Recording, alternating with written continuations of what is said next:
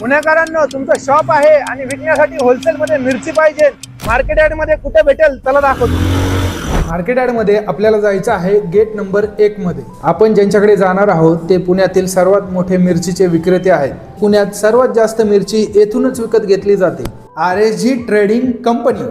Sir, तुमच्याकडे कोणत्या मिरची भेटतात सांगा। आपल्याकडे सगळ्या प्रकारच्या मिरच्या आहेत। ही आपल्याकडे बॅडगी आहे, कर्नाटक साईडची बॅडगी येते।